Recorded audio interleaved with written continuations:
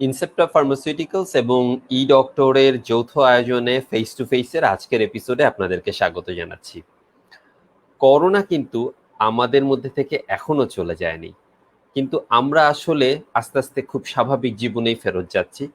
কিন্তু পাশাপাশি আমাদের সবার মধ্যেই করোনার একটা আতঙ্ক রয়ে গিয়েছে এবং কোনো কোনো ক্ষেত্রে আমরা অনেক বেশি সতর্ক থাকছি, কোনো কোনো ক্ষেত্রে আমরা হয়তো কিছুটা হাল ছেড়ে দিচ্ছি। করোনায় যে বিষয়টি সবচেয়ে বেশি আলোচিত হয়েছে সেটি হলো শ্বাসকষ্টের সমস্যা, এবং আজকে আমাদের ফেস টু ফেস সাজানো হয়েছে করোনায় শ্বাসরোগ নিয়ে। আজকে আমরা আলোচনা করব যাদের শ্বাসরোগ আগে থেকে ছিল তারা করোনা আক্রান্ত হলে কি কি ধরনের অসুবিধা হতে পারে, যাদের করোনা হওয়ার পরে শ্বাসরোগ হয়েছে অথবা করোনা হওয়ার পরবর্তীতে শ্বাসরোগ হয়েছে, এই ধরনের নানা পরিস্থিতিতে শ্বাসরোগের জটিলতা কেমন হচ্ছে এবং সেটার ফলাফল কি হতে পারে সেসব নিয়ে। সো আজকের প্রোগ্রামটা অত্যন্ত গুরুত্বপূর্ণ এবং আজকের এই বিষয়টি নিয়ে কথা বলার জন্য আমরা আমাদের সাথে আজকে যুক্ত করেছি ডক্টর সরোজকান্তি চৌধুরীকে। স্যার সহযোগী অধ্যাপক এবং বিভাগীয় প্রধান হিসেবে আছেন রেসপিরেটরি মেডিসিন বিভাগে, চট্টগ্রাম মেডিকেল কলেজ হাসপাতালে। স্যার, আপনাকে স্বাগত জানাচ্ছি আমাদের আজকের ফেস টু ফেসে। কেমন আছেন আপনি? জি, আছি ভালো। আমরা অত্যন্ত খুশি যে আজকে আমরা স্যারকে পেয়েছি। স্যার অত্যন্ত ব্যস্ত একজন মানুষ, আজকেও অনেক ব্যস্ততার মধ্যে রোগী দেখার মাঝখানে স্যার আমাদেরকে সময় দিচ্ছেন। এই জন্য স্যারকে অনেক অনেক ধন্যবাদ জানাচ্ছি। এবং দর্শক মন্ডলী, আপনারা যারা আজকের এই প্রোগ্রামটি লাইভ দেখছেন তাদেরকে বলে রাখি, শ্বাসরোগ বা শ্বাসকষ্টের কোনো ধরনের অসুবিধা নিয়ে আপনাদের যদি কোনো কোয়েশ্চেন থেকে থাকে আপনি কিন্তু চাইলেই আমাকে এই লাইভ চলাকালীন সময়ে কোশ্চেন করতে পারেন, আমি স্যারের কাছ থেকে সেটার অ্যান্সার আপনাদেরকে জানিয়ে দেব। এবং পাশাপাশি আপনি যদি লাইভটা নাও দেখে থাকেন এখন, পরবর্তীতে কিন্তু এই ভিডিওটা আমাদের ফেসবুক টাইমলাইনে, ইউটিউবে থেকে যাবে, আপনি কিন্তু চাইলেই সেখান থেকে দেখে নিতে পারেন। এবং প্রয়োজন হলে আপনি আপনার রিলেটিভস যারা আছে, যারা হয়তো এই ধরনের প্রবলেমসগুলো ফেস করে এসেছে বা যাদের এই ধরনের প্রবলেম হওয়ার সম্ভাবনা বেশি, আপনি চাইলেই তাদেরকে এই ভিডিওটা শেয়ার করে দিতে পারেন এবং এটা আলটিমেটলি তাদেরকে এক ধরনের হেল্প করা। স্যার, প্রথমেই আপনার কাছে যেটা জানতে চাইবো যে আমরা তো আস্তে আস্তে কিছুটা স্বাভাবিক জীবনের দিকে ফেরত যাচ্ছি। তো আমরা প্রথমে অনেক রোগীদেরকে পেয়েছি যারা হয়তো এই করোনার ভয়ে চেম্বার বা ক্লিনিকে আসতে কিছুটা ভয় পেতেন। তো রোগীদের মধ্যে কি সেই ভয়টা কি এখনো আছে, নাকি তারা এখন ডক্টরের কাছে আসছেন, বা নাকি আগের মতোই সেই ফ্লোটা আছে? ধন্যবাদ আপনার প্রশ্নের জন্য এবং ধন্যবাদ সবাইকে। আসলে সেটা ঠিক, রুগী আসছে আসছে আমি তো প্রায় আমার এখনো আমি চেম্বারে, যদিও প্রায় দিনে আমার চেম্বারে পজিটিভ রুগী নিয়ে রিপোর্ট নিয়ে আসছে এবং রুগীরা যারা রুগী হয়ে আসছেন তারা ইতিমধ্যে ওই থেকে সেটা কিছুটা সতর্ক হয়ে আসছেন, নিজে বেশ সতর্কতা মেনটেন করে আসছেন। আর যারা আসছেন তারা বলতে হয় যে কিছুটা সচেতনতা মানে জেনে আসছেন। আর আমার চেম্বারে আসলে আমাদের যেহেতু আমরা আমাদের কাছে তো শ্বাসকষ্ট, কাশি, জ্বর, করোনা যে একদম কোর যে সিমটম গুলি, ফিভার, কাফ, এই দুটা জিনিস নিয়ে তো আমাদের কাছে আসবেই। আমি ব্যক্তিগতভাবে আমার প্রোটেকশন এবং রুম প্রোটেকশনের জন্য ওভাবে সিস্টেম করেই চেম্বারটা করছে।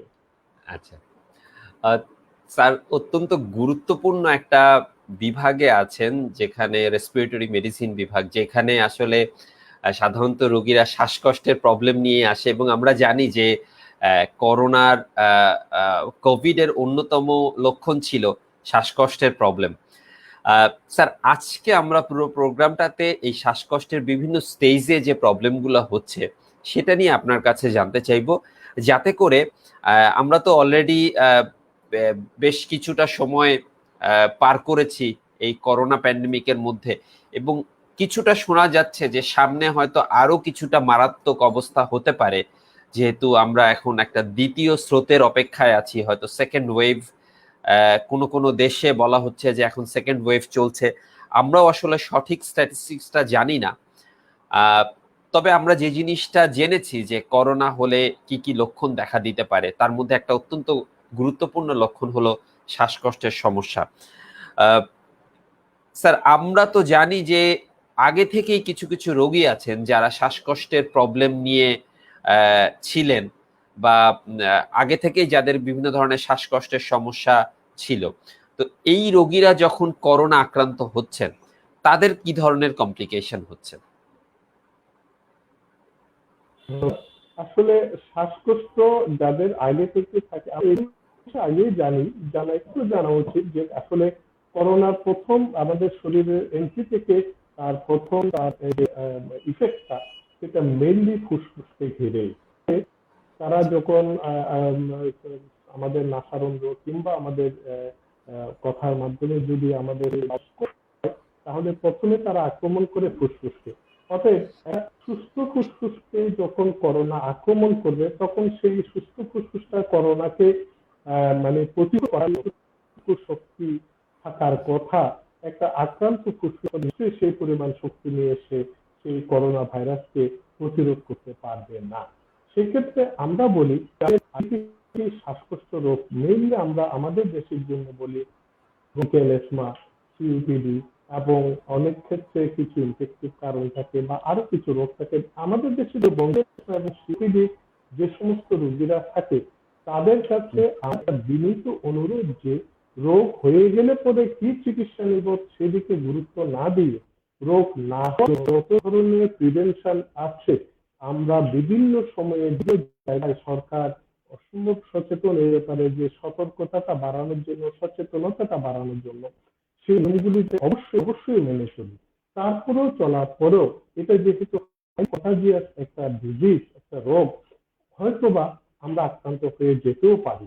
সেই ক্ষেত্রে তাদেরকে আমাদের বেশি সতর্কতা নেই, এবং যারা আক্রান্ত হননি অথচ তারা শ্বাসকষ্টের রোগী, তাদেরকে আমরা বলি যে আপনারা শ্বাসকষ্টের পূর্বে যে চিকিৎসা যেমন বিভিন্ন ইনহেলার ইউজ করি আমরা, বিভিন্ন মুখে খাওয়া দাওয়া করি, এগুলি অবশ্যই রেগুলারলি এবং ডক্টরের প্রেসক্রিপশন অনুযায়ী নিয়মিতভাবে ব্যবহার করে যাবেন, এবং অবশ্যই আপনার শ্বাসকষ্ট রোগটাকে নিয়ন্ত্রণে রাখার চেষ্টা করবেন। সেই ক্ষেত্রে দেখা যায় যে তাদের যদি দুর্ভাগ্যবশত করোনা হয়েও যায়, তারা বেশি হয়তো আক্রান্ত বা বেশি রোগের লক্ষণ প্রকাশ পায়। আচ্ছা, তার মানে কি স্যার, যারা আগে থেকে শ্বাসকষ্টের বিভিন্ন রোগে ছিলেন, তাদের কি করোনা আক্রান্ত হওয়ার পরবর্তীতে শ্বাসকষ্টের প্রবলেমটা বেড়ে যাচ্ছে? বেড়ে যাওয়ার সমূহ সম্ভাবনা থাকে। তবে তাদের ক্ষেত্রে আমরা বলবো চিকিৎসাটা যদি ওনারা এডিকুয়েট ডোজে চালায় যান, তাহলে আর কোনো কোমরবিডিটি না থাকে, তাহলে হয়তো তারা অন্যান্য রোগীর মতোই ভালো হওয়ার সম্ভাবনা থাকে। অন্য কোমরবিডিটি আমরা যেমন জানি যে অধিক বয়স, ডায়াবেটিস, হাইপারটেনশন, হার্ট ডিজিজ এবং এক্সিস্টিং লাং ডিজিজ, অর্থাৎ আগে থেকে যদি ফুসফুসের রোগ থাকে, তারা রিস্ক হয় আমাদের জন্য। অতএব তারা একই রকম হয়তো ভোগ করবেন, একটু বেশি শ্বাসকষ্ট ওনাদের হবেই। সেটা ওই রোগেরই একটা অঙ্গ। আগে আমরা জানি যে যে কোনো শ্বাসকষ্ট রোগী একটা ভাইরাল ইনফেকশন ওই রোগীর শ্বাসকষ্ট বাড়ানোর জন্য একটা ট্রিগার হিসাবে বা উদ্দীপক আছে।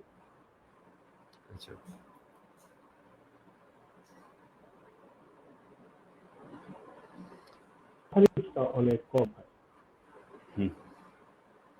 ওকে স্যার, কিছু কিছু ক্ষেত্রে দেখা যাচ্ছে যে রোগীর হয়তো আগে থেকে শ্বাসকষ্ট ছিল না, কিন্তু করোনায় আক্রান্ত হওয়ার পরে তার নতুন করে শ্বাসকষ্টের প্রবলেমটা শুরু হচ্ছে।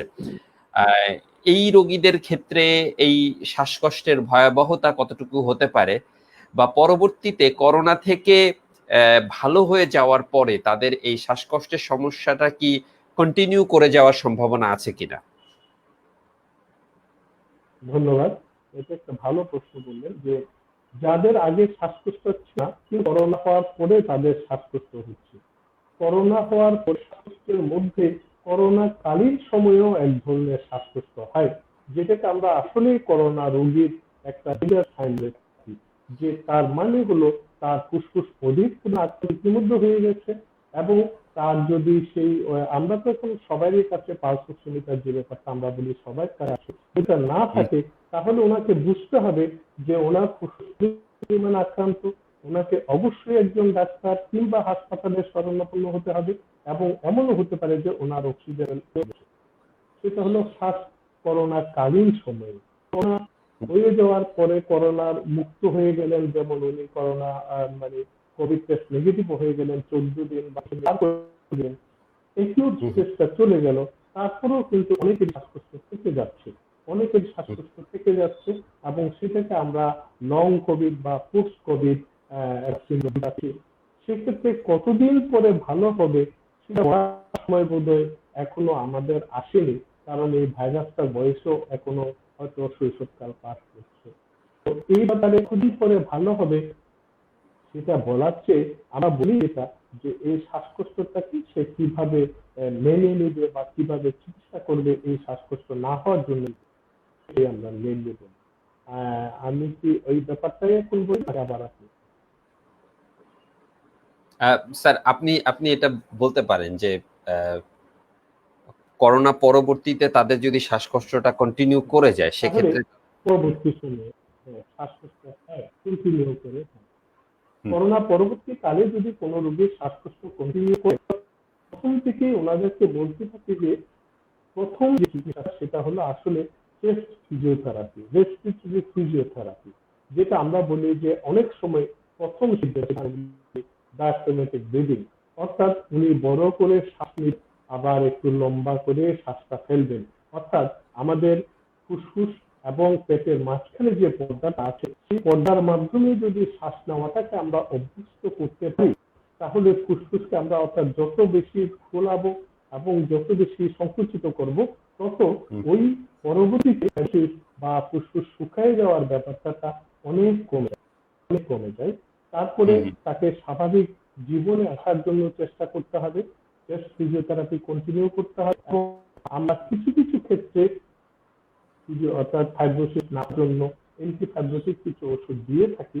তবে এটার যে খুব বেশি কার্যকারিতা আছে এই ব্যাপারে খুব বেশি এখনো আসেনি, যে রোগটার জন্য আমরা আগে অনেক মানে ফুসফুসের শুকায় যাওয়া বা ফাইব্রোসিসের জন্য চিকিৎসাটা দিতাম, সেটা কিছু কিছু ক্ষেত্রে আমরা দিচ্ছি, সেটা করে। তবে আমরা মনে করি যে রোগী যদি সঠিকভাবে ফুসফুসের ব্যায়ামটা চালিয়ে যায় এবং মনে এটুকু সাহস রাখে যে হয়তো একদিন অনেকদিন পরে হলো অন্য সারা জীবন ব্যাপী একটা সমস্যা হয়তো একটা নির্দিষ্ট সময়ে ভালো হয়ে যাওয়ার সম্ভাবনা আছে, এই মনোবলটা ওনার মধ্যে রাখতে হবে, এবং প্রয়োজনে শ্বাস রোগের চিকিৎসক বা একজন অভিজ্ঞ চিকিৎসকের পরামর্শ নিতে। তার মানে স্যার আপনার কথাতে যেটা বোঝা গেল যে যারা করোনার কারণে হয়তো শ্বাসকষ্টের অসুবিধায় পড়ছেন বা বিভিন্ন ধরনের শ্বাস রোগে আক্রান্ত হচ্ছেন, তাদের কিন্তু একদমই হতাশ হওয়ার কোনো কারণ নাই। আপনি যদি নিয়মিত ব্যায়াম করা বা শ্বাসের স্যার আপনি যেটা বললেন বিভিন্ন ধরনের এক্সারসাইজ, এটা যদি কন্টিনিউ করে যাওয়া যায় তাহলে কিন্তু পরবর্তীতে এই রোগটি থেকে আপনি পুরোপুরিভাবে মানে সুস্থ হতে পারেন। সো ভয় পাওয়ার কোনো কারণ নাই যে এই রোগটি হয়তো আপনার সারা জীবন থেকে যাবে বা এই রোগটিকে সারা জীবন ক্যারি করে যেতে হবে, এরকম ভয় আসলে মনের মধ্যে না রাখাটা ভালো। স্যার শ্বাসের প্রবলেম যখন বলা হচ্ছিল আমার মাথায় একটা জিনিস এসেছে যে এইটা মানে কাদের ক্ষেত্রে বেশি মানে হচ্ছে, এটা ছোট বয়সে বেশি হচ্ছে নাকি বড়দের ক্ষেত্রে বেশি হচ্ছে, কোন বয়সটাকে বেশি আক্রান্ত করছে? পুরো করোনা রোগটাই দেখা যাচ্ছে যে বয়স্কদের বেশি আক্রান্ত, আর এবং সিভিয়ারিটিটা কেন না জানি না হয়তো একটু মানে পুরুষ বিদ্বেষী পুরুষদের বেশি আক্রমণ করছে, এবং আমরা এ পর্যন্ত দেখতে পাচ্ছি যে এবং অন্য কোমরবিডিটি আছে এবং পুরুষ ওনাদের ক্ষেত্রে একটু বেশি আক্রান্ত হতে যাচ্ছে, এবং ওনাদের ক্ষেত্রে একটু কমপ্লিকেশন গুলো একটু বেশি। আচ্ছা স্যার, এই যে আপনি যে বললেন যে পুরুষরা বেশি আক্রান্ত হচ্ছে, এটার পিছনে কি স্পেসিফিক কোনো কারণ আছে যেটার জন্য আমরা হয়তো দর্শকদেরকে মানা করতে পারি যে হ্যাঁ আপনি এই জিনিসটাকে অ্যাভয়েড করলে সেক্ষেত্রে তিনি হয়তো এই শ্বাসরোগ থেকে মুক্ত থাকতে পারবেন? না, এর ক্ষেত্রে কেন হচ্ছে জেনেটিক ব্যাপারটা এখনো জানা যায়নি। তবে একটা হতে পারে যেটা আপনি বললেন, সেটা হলো স্মোকারদের ক্ষেত্রে রিস্কটা অনেক বেশি। এবং স্মোকার যাদের সিওপিডি আছে বা যারা স্মোকার, তারা যদি করোনা রোগে আক্রান্ত হন, তাদের ক্ষেত্রে ফুসফুসের দীর্ঘমেয়াদী কমপ্লিকেশন গুলো হওয়ার সম্ভাবনা বেশি বেশি এবং প্র্যাকটিক্যালিও দেখতে পাচ্ছি। অতএব এবং স্মোকার, তাদেরকে আমরা বিনীত অনুরোধ করব যে অবশ্যই স্মোকিং বন্ধ করেন। এবং এই করোনা কালীন যদি আমরা স্মোকিংটা বন্ধ রাখতে পারেন বা বন্ধ করে, এটা আপনার জীবনের জন্য ভবিষ্যতে একটা বড় পাওনা হবে। অর্থাৎ আপনি হয়তো বা আর স্মোকিং নাও করতে পারেন, সেক্ষেত্রে করোনাকে বেঁচে গেলেও শেষ বয়সে গিয়ে হয়তো আপনি করোনা আরেকটু ভয়াবহ সিওপিডি রোগে হয়তো বা নাও ভুগতে পারেন। অতএব এই করোনা আপনার জন্য আশীর্বাদ হতে পারে যে আপনি ধূমপান ছেড়ে দিন। অবশ্যই এটা একটা চমৎকার সুযোগ যারা স্মোকার তাদের জন্য। এই লকডাউনের টাইমটাতে তো আমরা অনেক কিছুই বাদ দিয়েছি, আমাদের অনেক অভ্যাস পরিবর্তন হয়েছে। আগে যেখানে স্কুল কলেজের শিক্ষার্থীরা স্কুল কলেজে গিয়ে ক্লাস করত, তারা এখন অনলাইনে ক্লাস করছে, এখন বাসা থেকে অনেক অফিস করছেন, সেটাতে অভ্যস্ত হচ্ছেন। আপনি কিন্তু একটু চেষ্টা করলেই, যারা স্মোকার আছেন তারা কিন্তু একটু চেষ্টা করলেই তাদের এই ধূমপান করার অভ্যাসটাকে এই সময়টাতে বাদ দিতে পারেন। এটা আপনাদের জন্য চমৎকার একটা সুযোগ। আর যদি আপনি বাদ দিতে না পারেন তাহলে কিন্তু আপনি একটা রিস্কের মধ্যে থাকবেন, সেটা হলো শ্বাসকষ্টের বিভিন্ন ধরনের অসুবিধা বা বিভিন্ন ধরনের শ্বাসরোগে আক্রান্ত হওয়ার সম্ভাবনা আপনার থেকে যাবে, এবং আপনি কিন্তু করোনায় আক্রান্ত হওয়ার সম্ভাবনাও কিন্তু আপনার বেশি থাকবে। স্যার, আমরা তো করোনার যেটা আপনি প্রথমে খুব সুন্দর করে বললেন যে যাদের শ্বাসরোগ আছে বা করোনা হচ্ছে সেক্ষেত্রে মানে কি কি অসুবিধা হতে পারে। স্যার, আমরা তো করোনা ট্রিটমেন্টের একটা প্ল্যান দেখেছি যে একটা নির্দিষ্ট প্রোটোকল মেনটেন করে তাদেরকে ট্রিটমেন্ট দেওয়া হচ্ছে করোনা রোগীদের। যাদের আগে থেকে শ্বাসকষ্টের অসুবিধা রয়ে গিয়েছে তাদের ক্ষেত্রে ট্রিটমেন্টটা কি সেম ভাবে দেওয়া হচ্ছে, নাকি তাদের ক্ষেত্রে ট্রিটমেন্ট প্ল্যানটা ডিফারেন্ট হচ্ছে? প্রোটোকল অনুযায়ী, প্রোটোকল জেনারেল যেটা সেটাই আমরা বলি। এবং সাথে যাদের শ্বাসকষ্টের রোগ থাকে তাদেরকে আমরা মেইনলি বলি যে আগে শ্বাসকষ্ট যে জিনিসগুলি উনি ব্যবহার করতেন, মেইনলি আমরা দুটো ইনহেলার, একটা প্রিভেন্টার বা একটা প্রতিরোধ করে, আর একটা হলো রিলিভার, একটা আমাকে সাময়িকভাবে মুক্তি। ইনহেলার আমরা প্রায় শ্বাসকষ্ট রোগীকে অ্যাডভাইস করি, সাথে আরো কিছু সাপোর্টিভ মুখে খাওয়ার ওষুধ অ্যাডভাইস করি। যার সমস্ত শ্বাসকষ্ট ছিল রোগী যদি করোনা আক্রান্ত হয়, তাদেরকে আমরা ওই যতক্ষণ যদি খুব সিভিয়ার না হয়, তাদেরকে আমরা বলি যে অবশ্যই শ্বাসকষ্ট কমানোর এবং প্রতিরোধ করার যে ওনাদেরকে আমরা অ্যাডভাইস করি এবং ওনাদেরকে আমরা নিতে বলি।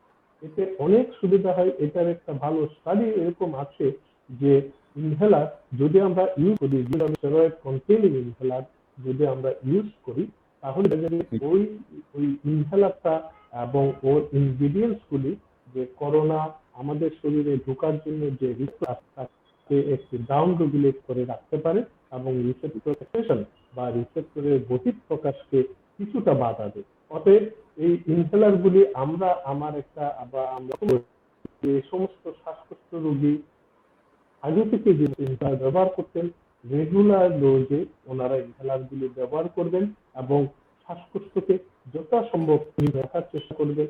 করোনা আক্রান্ত হয়ে গেলে পরেও উনি আগে যে ইনহেলার তাকে অ্যাজ ইউজুয়াল ডোজ ইউজ করবেন।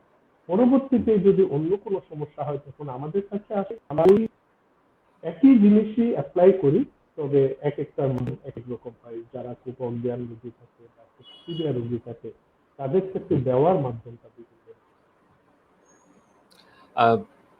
স্যার, আমরা তো দেখেছি যে অনেকেই করোনা যাতে না হয় এই জন্য বিভিন্ন ধরনের প্রতিরোধমূলক ব্যবস্থা গ্রহণ করেছেন।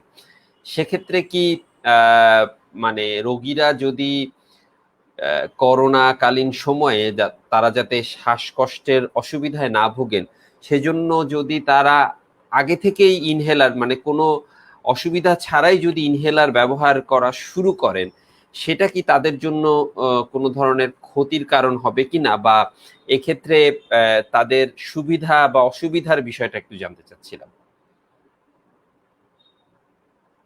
খুব সুন্দর প্রশ্ন। আসলে করোনা না হওয়ার জন্য সবচেয়ে ইম্পর্টেন্ট যেটা, সেটা হলো আমরা personal hygiene, hand hygiene, avoid mask, অর্থাৎ জনসমাগম এড়িয়ে চলুন, নিজে সতর্ক থাকুন, মাস্ক ব্যবহার করুন এবং শ্বাস রেসপিরেটরি এটিকেট সেটাকে মেনটেন করুন।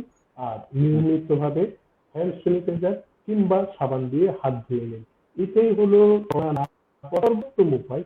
এবং এটা থেকে যদি না করে কি করেন না কেন, যতই ইনহেলার নেন না কেন, আপনি বাঁচতে পারছেন না।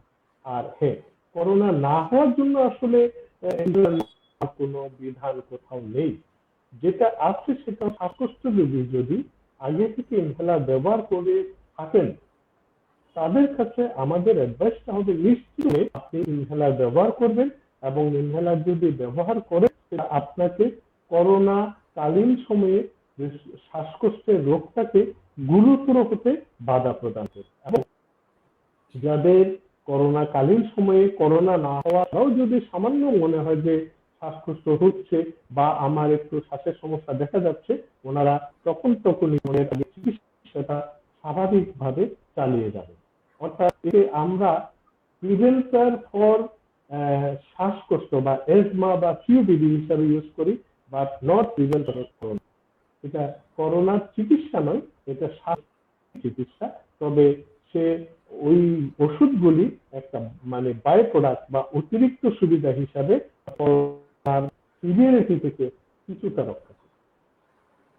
আচ্ছা, তার মানে দর্শক মণ্ডলী, আপনারা যারা দেখছেন অবশ্যই মনে রাখবেন যে আপনার যদি শ্বাসকষ্টের অসুবিধা থেকে থাকে এবং আপনি নিয়মিত যে ওষুধগুলা ব্যবহার করছেন সেগুলা ব্যবহার করে যাবেন। কিন্তু মানে অতিরিক্ত সতর্কতা হিসেবে আপনি হয়তো নতুন করে কোনো ওষুধ ব্যবহার করা শুরু করলেন, বা আপনি এটা চিন্তা করে ব্যবহার করা শুরু করলেন যে আপনাকে করোনা আক্রান্ত করবে না, সেটা কিন্তু ঠিক হবে না। সেটা বরং কোনো কোনো ক্ষেত্রে আপনার জন্য ক্ষতির কারণ হতে পারে। স্যার, আপনি যখন মানে বলছিলেন যে করোনা আক্রান্ত রোগী শ্বাসকষ্টে ফিল করবেন, তখনই আমার কাছে একটা কোশ্চেন মনে হলো, এটা আসলে সাধারণ মানুষদের জানার জন্য, যে আমরা আসলে প্রোগ্রামের শুরু থেকে একটা কথাই বলে আসছি, শ্বাসরোগ বা শ্বাসকষ্ট বা শ্বাসের সমস্যা। তো এক্ষেত্রে রোগী কি ধরনের লক্ষণ ফিল করতে পারেন? বিশেষ করে আমরা একটা জিনিস বুঝতে পারছি যে হ্যাঁ, তার শ্বাস নিতে কষ্ট হওয়া, এটা বাদে কি এর সাথে অ্যাসোসিয়েটেড আর কোনো অসুবিধা রোগী ফিল করতে পারেন কিনা? হ্যাঁ, খুব ভালো প্রশ্ন। শ্বাস নিতে কষ্ট হওয়ার স্টেজে চলে যায়, তখন আসলে উনি অনেক বেশি আক্রান্ত।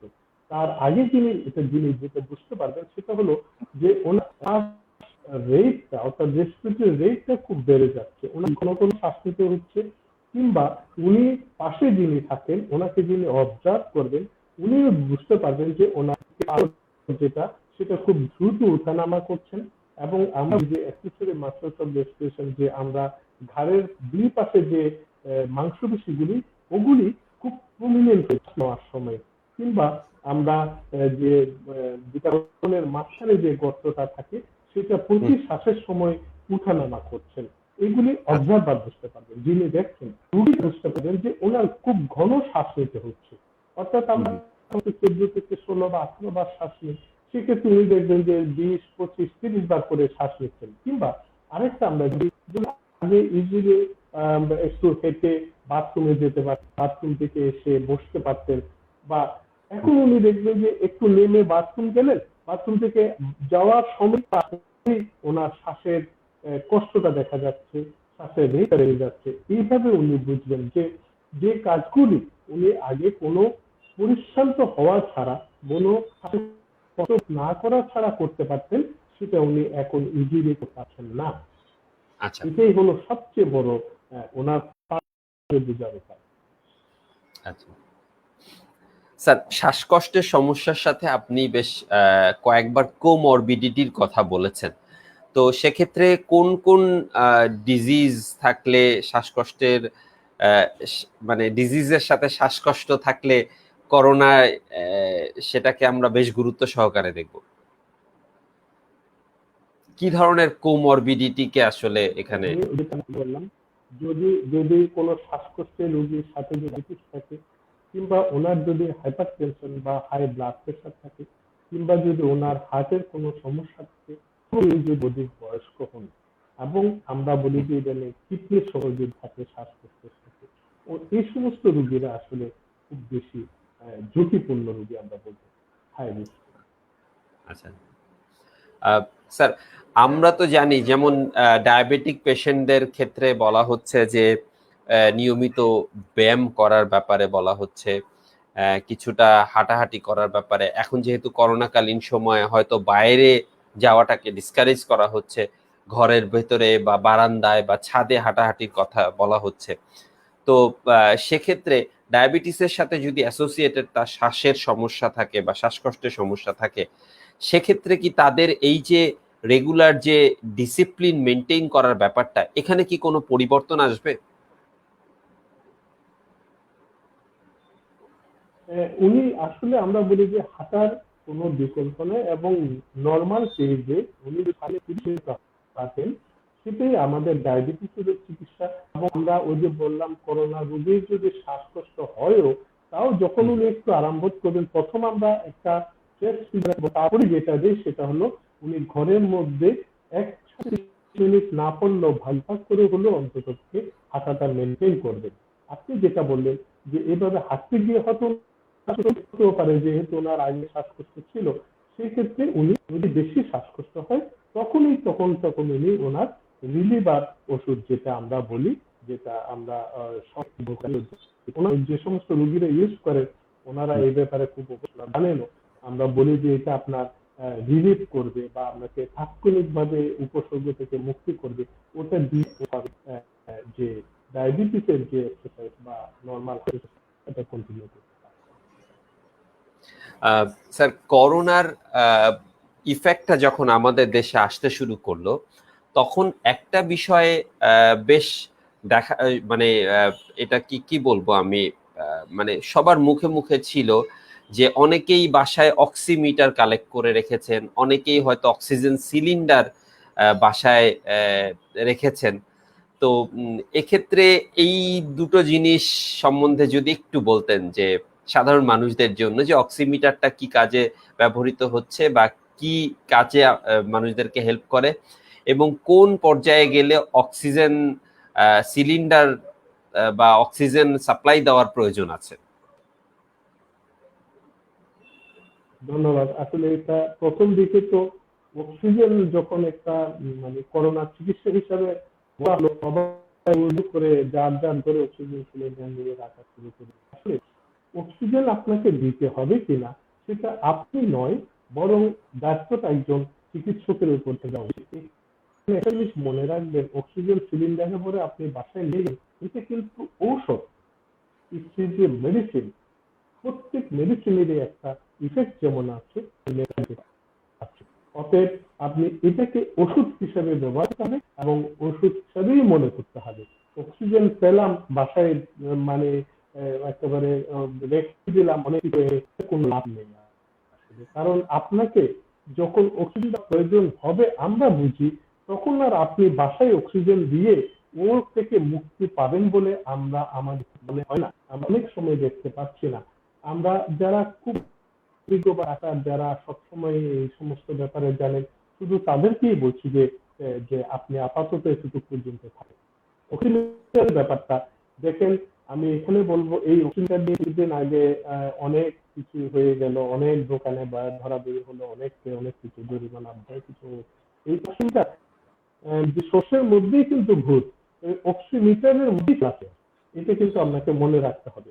আপনি একই সঙ্গে, যেহেতু এটা আমরা জানি যে প্রোডাক্টটা যদি অরিজিনাল না হয়, এবং এটা আপনি একটা ডুপ্লিকেট জিনিস হাতে লাগিয়ে বসে থাকেন, আপনার ওষুধ এক আঙ্গুলে দেখাচ্ছে 88, আবার সেই মিটার আবার অন্য জায়গায় আরেকজনকে দেখাচ্ছে একই সুস্থ।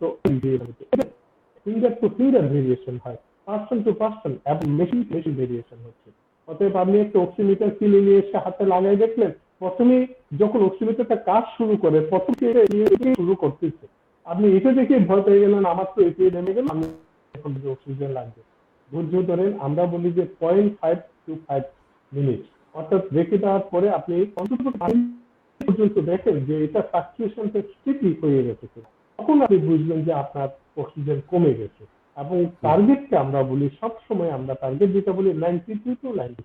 আপনাকে 92 নিচে গেলে সতর্ক হতে হবে, 96 দিলে আপনার অক্সিজেনের প্রয়োজন নাই।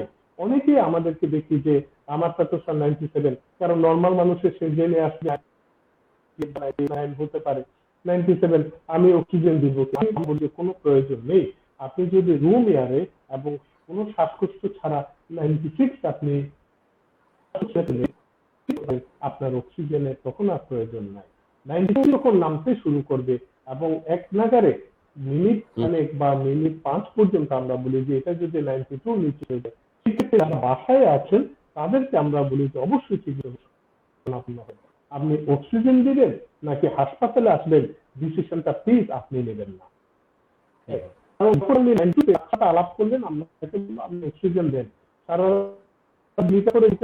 এর মধ্যে এই যে তার স্টলটা শুরু হয়ে গেল, সেটা ব্যাপারটা অবশ্য এখন মেডিকেল টার্মে চলে যায়। তখন যে কমা শুরু হলো, সে সবাই বুঝলো যে আমি তো ঠিক আছি, অক্সিজেন তো চলছে, এটাকে আমরা বলি হেপি হাইপোক্সিয়া। সে বুঝছে না যে তার অক্সিজেন দিয়ে আছে, কিন্তু আসলে তখন তার কিন্তু আর মেনটেন, যখন তার মেনটেন হচ্ছে না বুঝতে পারে, তখন তার শ্বাসকষ্ট শুরু হয়, তখন যখন আমাদের কাছে আসে ইট ইজ টু লেট। এই অক্সিজেন পালস অক্সিমিটার ব্যাপারটাকে আপনি নিজে না বুঝে ওটার উপর নিয়ে ডাক্তারি করাটা বোধহয় ঠিক নয়, বোধহয় ঠিক নয়। অবশ্যই অক্সিজেনকে মেডিসিন হিসাবে ইউজ করতে, এবং এটা সতর্কতার জন্য আমরা অনেককে বলি যে আপনি একটু দেখেন, যখন আমার সাথে আপনি টাইম টু টাইম যোগাযোগ রাখতে পারছেন, তখনই আপনাকে এটা গুরুত্ব বহন করছে। ওকে, তার মানে আমাদের প্রথম অবস্থায় যেটা করোনার একদম নিউজগুলো আসতে শুরু করেছে, সেই সময় দর্শকদের মধ্যে যে সাধারণ মানুষের মধ্যে যেই একটা আতঙ্ক তৈরি হয়েছিল, এবং সবাই দেখা যাচ্ছে চেষ্টা করেছে যে যেখান থেকে পারছে অক্সিমিটার কালেক্ট করা, অক্সিজেন সিলিন্ডার ঘরের মধ্যে মজুত করে রাখার ব্যাপারটা, এটা আসলে কোনো প্রয়োজন নাই। এবং পরবর্তীতেও আমরা যদি কখনো দেখি যে করোনা আমাদেরকে আক্রান্ত করছে, আমরাও যাতে আবার প্যানিক না হয়ে এই ডিভাইসগুলা, যেহেতু এগুলা এক ধরনের মেডিসিন এবং এটা একজন ডাক্তারের পরামর্শ অনুযায়ী এটাকে নিতে হবে, তো অবশ্যই আমাদেরকে সেটার ব্যাপারে সতর্ক থাকতে হবে। স্যার, এইবারে একটু জানতে চাই যে এই যে শ্বাসকষ্টের বিভিন্ন ধরনের সমস্যা, আমরা তো জানি যে বিভিন্ন ধরনের রোগ প্রতিরোধের জন্য বেশ কিছু ভ্যাকসিন আছে। তো এই শ্বাসকষ্টের বিভিন্ন ধরনের সমস্যাকে আগে থেকে প্রতিরোধ করার জন্য কোনো ধরনের ভ্যাকসিন আছে কিনা?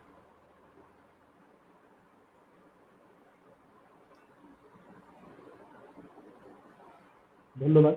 আসলে ভ্যাকসিন আছে, যারা রেসপিরেটরি ডিজিজে ভুগে, অর্থাৎ যারা সবসময় একটা শ্বাসকষ্টের রোগে ভুগে, বিশেষভাবে এসমা, সিওপিডি, তারপরে আমরা অনেক সময় তাদেরকে আমরা অবশ্যই বলি যে ভ্যাকসিনেট করা উচিত। সেক্ষেত্রে একটা আমরা বলি যে নিউমোকক্কাল ভ্যাকসিন, সেটা আজকাল যে লেটেস্ট যে ভ্যাকসিনটা আসলো, সেটা একটা দিলে সারা জীবন। আরেকটা আমরা বলি যে ফ্লু ভ্যাকসিন। ফ্লু ভ্যাকসিনটা চলাকালীন সময়েও যদি কেউ মনে করে যে তার ওই সময় দেওয়ার সময়টা আসছে, উনি দিয়ে দেবেন। এবং যাদের আছে এবং যারা 60 অর্থাৎ বয়স 60 বেশি, তারা ওই ফ্লু ভ্যাকসিনটা দিয়ে দিতে পারেন। এবং সেটা ফ্লু থেকে তো অন্তত আমরা থাকবে। আর করোনা থেকে ওই ভ্যাকসিনটা করোনার জন্য উপকারী, সেটা বোধহয় বলার সময় এখন আসেনি, কারণ ওই ব্যাপারে কোনো স্টাডি বা এভিডেন্স তবে যেনারা আগে থেকে ফ্লু ভ্যাকসিন নিচ্ছিলেন, তারা অবশ্যই রেগুলার বেসিসে ফ্লু ভ্যাকসিনটা নিয়ে যাবেন। যারা উপযুক্ত এবং যাদের দেওয়া উচিত তারা দেন। ওকে, তার মানে যারা রেগুলার বেসিসে ফ্লু ভ্যাকসিন নিচ্ছিলেন তাদের জন্য কিন্তু ফ্লু ভ্যাকসিনটা রেগুলারলি দিয়ে যেতে হবে, স্যার যেটা বললেন। স্যার এইবারে একটু জানতে চাচ্ছিলাম যে এই যে শ্বাসকষ্টের রোগীদের চিকিৎসার ব্যাপারে আমাদের দেশে আসলে একটা প্রচলিত ধারণা আছে, যে ধারণা ছিল, আসলে আমি বলবো যে লাস্ট কিছুদিন ধরে হয়তো সাধারণ মানুষের মধ্যে থেকে এই ধারণার পরিবর্তন আসছে, যে যে কোনো একটা ডিজিজে তারা হয়তো বাংলাদেশের চিকিৎসা করার থেকে তারা বাইরের দেশগুলোতে, আমাদের আশপাশের দেশগুলোতে চলে যেতেন চিকিৎসার জন্য। তো এই করোনার কালীন সময়ে অনেকেই হয়তো বাইরে যেতে পারেন নাই, সেক্ষেত্রে তারা আমাদের এখানে চিকিৎসা নিয়েছেন। আমি একটু জানতে চাচ্ছিলাম যে আমাদের আশপাশের যে চিকিৎসা ব্যবস্থাগুলো চালু আছে আশপাশের দেশে, সেই তুলনায় আমাদের চিকিৎসার মানে কম্পেয়ার করলে আমাদের চিকিৎসার মানটা কিভাবে আপনি মূল্যায়ন করবেন?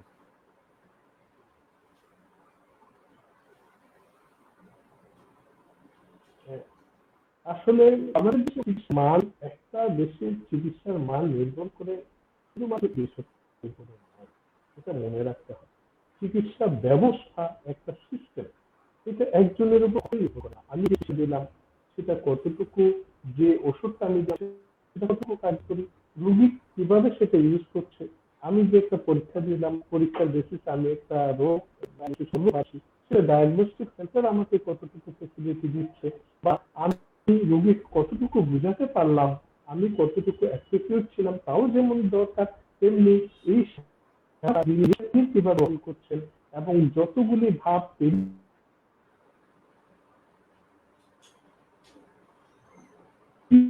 আসতেছে, একদিন ভাবগুলি যদি অবশ্যই একটা সিস্টেম এবং একটা অ্যাপ্রোপ্রিয়েট সিস্টেমের মধ্যে, এবং কোন ক্ষেত্রেই যদি নিখুঁত থাকে, কেন হবে না আমাদের দেশের স্বাস্থ্য ব্যবস্থা অন্যের চেয়ে ভালো?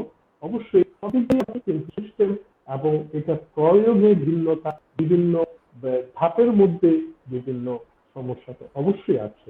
তো অতএব আমাদের দেশের চিকিৎসা ব্যবস্থা কেমন, সেটা তো আমাদের দেশের রুগীরা বুঝতে পারছেন। এখন তো আর শ্বাসকষ্ট হলেই আর বাইরে গিয়ে চিকিৎসা করতে পারছেনও না, আমাদের দেশে চিকিৎসা হচ্ছে। এবং আমরা এতটুকুই বলতে পারি যে মর্টালিটি তো কোনো বড় বড় দেশের চেয়েও আমাদের দেশে কোনো রকমের কম বই বেশি তো নয়, বেশি মানে অনেক কম, অনেক কম। সে সমস্ত দেশ মর্টালিটি হার আমাদের দেশে অনেক কম। সেটা আমরা বলছি না যে আমাদের চিকিৎসা ব্যবস্থা খুব ভালো ছিল তাই, ওনাদের চিকিৎসা ব্যবস্থা কিন্তু উদাহরণ, ওনারা একটা এক্সাম্পল, কিন্তু ওনারা তো সেটা পাচ্ছে না। কারণ যেটা সম্পর্কে আমি জানি না, সারা বিশ্ব জানে না, সেটার জন্য একেবারে সর্বোচ্চ চিকিৎসা আমি দিয়ে দিব, কারণ আমার মধ্যে থাকা উচিত নয়। আর সবচেয়ে চিকিৎসা ব্যবস্থাকে সার্বিকভাবে চিকিৎসা ব্যবস্থা উন্নতি হলে, প্রত্যেকটা স্টেপে যদি উন্নতি লাভ করতে পারি আমরা, সেই ভাবনা থেকে শুরু করে ব্যবস্থাপনা পর্যন্ত প্রতি ক্ষেত্রে যদি আমরা লাভ করতে পারি, অবশ্যই আমি অনেক আশাবাদী যে আমরা চিকিৎসা ব্যবস্থায়ও অনেক উন্নতি লাভ করব। স্যার আমি স্পেশালি জানতে চাচ্ছিলাম যে আপনার ডিপার্টমেন্ট যেটা রেসপিরেটরি মেডিসিন বিভাগ, এক্ষেত্রে মানে চিকিৎসার সুযোগ বা মডার্ন ট্রিটমেন্ট ফ্যাসিলিটিস যেটাকে আমরা বলি, সেটা কতটুকু আছে? হ্যাঁ, আমাদের বর্তমান চট্টগ্রামে, আমি যেহেতু চট্টগ্রাম মেডিকেলে কর্মরত, আমাদের চট্টগ্রাম মেডিসিন বিভাগ এবং মেডিসিন বিভাগ এবং সকল অ্যালাইড সাবজেক্টের প্রত্যেকটি সর্বোত্তম ভাবে চেষ্টা করে যাচ্ছেন, সর্বোচ্চ ভাবে চেষ্টা করে যাচ্ছেন। আমি তো আমার কোথায় ভর্তি হবো আমি বলি, অবশ্যই মেডিকেলে ভর্তি হবেন। মেডিকেলে আমাকে ডাকলে আমি যেতে বাধ্য, এবং আমি যাই।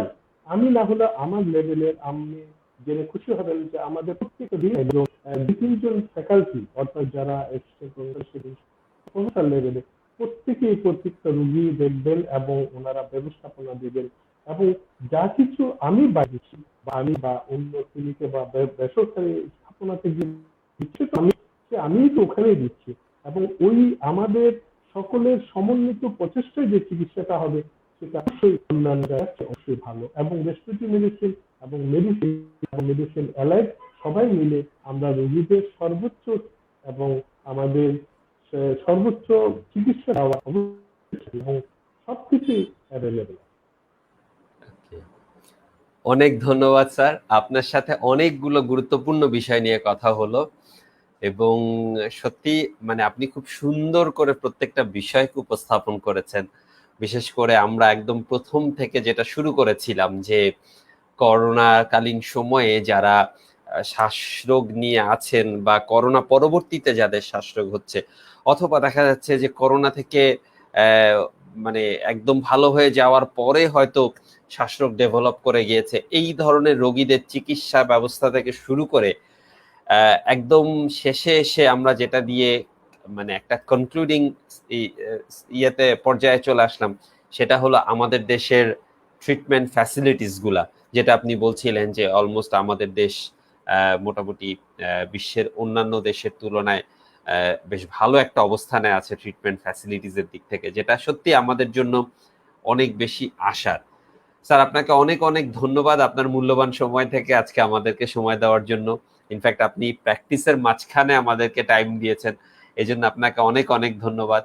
এবং আমি আশা করব যে আমার মতো আমার দর্শকরাও আজকের প্রোগ্রামটা অনেক বেশি এনজয় করেছে এবং তাদের যে কোনো কোয়ারিজ থাকলে তারা অবশ্যই ফেসবুকে বা ইউটিউবে আমাদের এই ভিডিওর নিচে তারা কোয়েশ্চেন করতে পারবেন এবং আশা করি তারা আজকের এই প্রোগ্রাম থেকে তাদের অনেকগুলা কোয়েশ্চেনের অ্যান্সার পেয়ে যাবেন। আপনাকে অনেক অনেক ধন্যবাদ স্যার। ধন্যবাদ ধন্যবাদ। শুধু দর্শক মন্ডলী, সবশেষে ধন্যবাদ জানাবো ইনসেপ্টা ফার্মাসিউটিক্যালস এবং তাদের প্রোডাক্ট পালমোসিসকে। আজকের এই প্রোগ্রামকে তারা অর্গানাইজ করে দিয়েছে, তারা স্পন্সর করেছে এবং আপনাদেরকে যারা এই সময়টা ধৈর্য ধরে আমাদের প্রোগ্রামটি দেখেছেন এবং আমাদের সাথে ছিলেন, আপনারা চাইলেই আপনার প্রিয়জনকে এই প্রোগ্রামটি শেয়ার করে দিতে পারেন এবং করোনাকালীন সময়ে অবশ্যই নিয়ম মেনে চলবেন।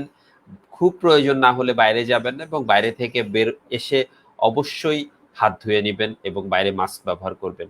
সবাই ভালো থাকবেন, সুস্থ থাকবেন। আল্লাহ হাফেজ।